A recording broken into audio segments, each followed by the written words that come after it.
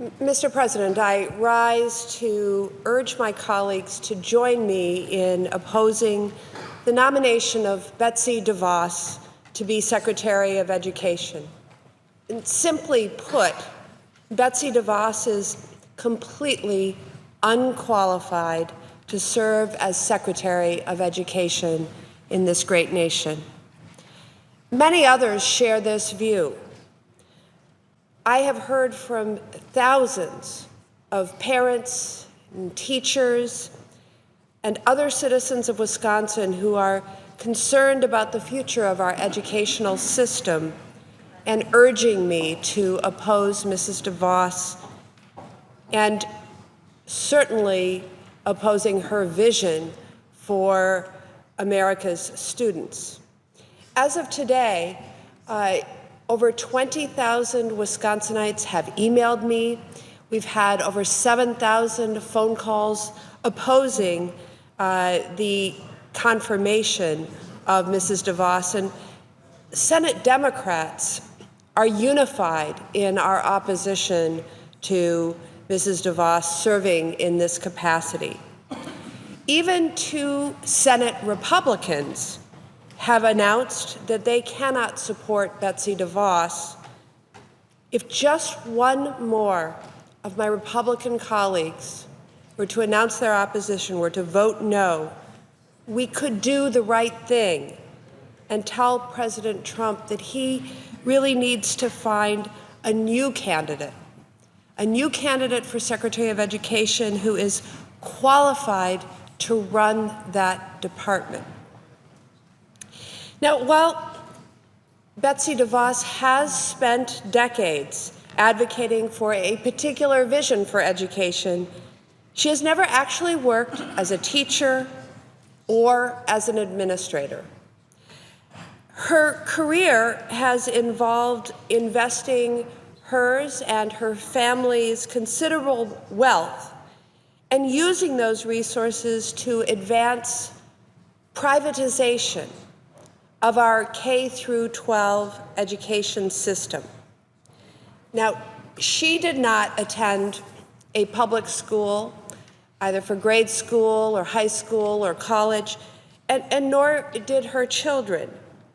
And she has never worked as a teacher, a principal, a professor, a counselor, or in any other formal role in our education system. Her confirmation hearing before the Health, Education, Labor, and Pensions Committee clearly demonstrated how little she knows about federal education law and policy. It was startling to see her ignorance about critical measures like the Individuals with Disabilities Education Act, or the debate over growth versus proficiency as a measure of student achievement. Betsy DeVos has demonstrated that she neither has the knowledge nor the experience in education that would allow her to be a successful leader of the Department of Education. You know, Mrs. DeVos has worked to advance a vision of K through 12 education that is fundamentally hostile to our public education system. My home state of Wisconsin has a long and very proud tradition of support for public education. Back at the founding of our state, we wrote the guarantee that every child should receive a free public education into our very founding document, our state constitution. Wisconsin had the first kindergarten in the United States. Wisconsin is proud of something that we actually call the Wisconsin idea in higher education, that the walls of the classroom should be the borders of the state, if not the borders of this nation or the entire world. Mrs. DeVos's experience in education, however, has been a decades-long effort to privatize it. Her record of support for vouchers, as well as charter schools that lack adequate accountability and oversight, is very troubling and could lead to diversion of public dollars in even greater amounts out of public education. Now, regardless of any vision or experience of Mrs. DeVos, she is a nominee with, let's say, complex and opaque finances. She has a very opaque record of financial dealings and political giving, including on matters directly related to the work that the department does, which she seeks to lead. Given her and her family's investments in companies that benefit directly from federal education programs, I remain very concerned about what we simply still don't know. I'm also troubled by Mrs. DeVos's and her family's long history of contributing to organizations that have been hostile to the lesbian, gay, bisexual, transgender community. Even some of these organizations promoting the discredited idea that sexual orientation or gender identity can be changed through so-called conversion therapy. Now, while she told me and several of my colleagues at our hearing that she believes that all students should be treated equally, I really remain concerned about how this long history of support for these anti-LGBTQ organizations will influence a department which, over the last 8 years, has shown some tremendous leadership in supporting LGBTQ students and parents in the education system. Now, the federal government's primary role in elementary and secondary education is to promote equity.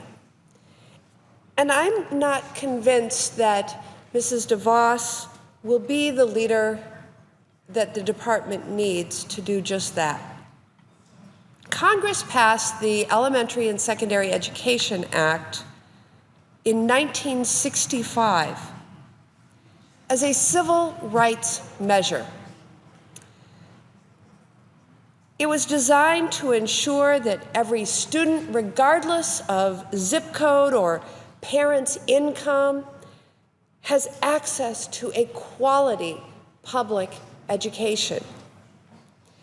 We continued that important tradition in reauthorizing this law, which is now in the form of a very strongly bipartisan bill, the Every Student Succeeds Act. The next Secretary of Education will have to implement that act. And I fear that Mrs. DeVos, as a vocal proponent of state and local control, will not be the strong voice that we need to hold states accountable for serving all students, particularly those who have been historically left behind. And when we passed the Every Student Succeeds Act, we made sure that there were strong federal guardrails to assure that we never forget why there's a federal role in education to begin with, for equity and civil rights, and to make sure that every child can succeed. Furthermore, I'm very concerned that Mrs. DeVos would not commit to robustly supporting the department's Office of Civil Rights, or enforcing the very guidance that protects transgender students from discrimination. Betsy DeVos lacks knowledge about and commitment to the federal laws that ensure students with disabilities have access to the various supports that they need to receive and benefit from a quality public education. As I noted, she demonstrated a complete lack of understanding about our federal obligations to these students. I've heard from numerous parents in Wisconsin, parents of students with disabilities, who were appalled by her inadequate answers to questions at our education panel hearing. She was unprepared to answer questions about the Individuals with Disabilities Education Act and and these parents have written to express their distress of what her filling the role of Secretary of Education could mean for their children if she were to be confirmed. Now, one Wisconsin mother of 3 special needs children wrote to me about how this federal law provided the legal rights that she needed to advocate for them, to advocate for the best possible educational environment for her 3 sons with special needs. I heard from another mother, Melissa from Beloit, who detailed how the Individuals with Disability Education Act makes it possible for her daughter, Rowena, who has Down syndrome and autism, to actually thrive in a public education setting along with her peers.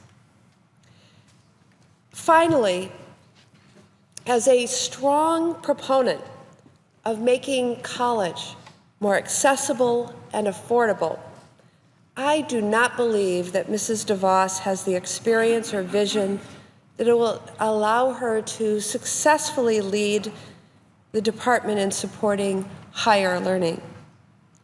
There is a student debt crisis in this country, but Mrs. DeVos doesn't have a plan to address it and has even expressed skepticism about a federal role.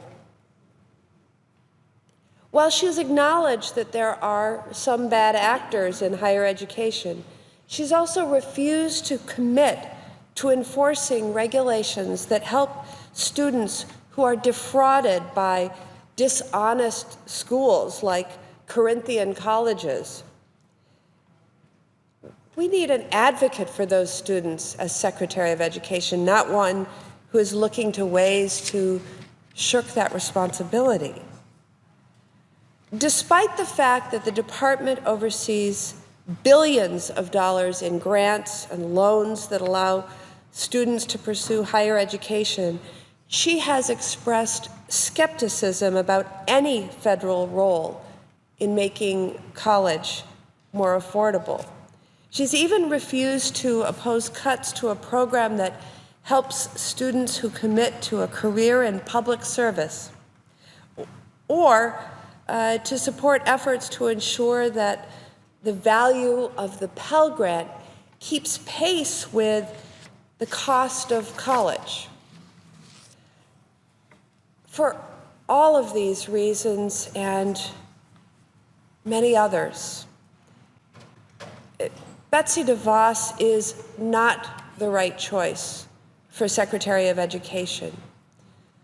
I call on my colleagues to defeat her on the question of confirmation and to afford this new president the chance to send us a nominee who is prepared to be an advocate for all students and public education in this country.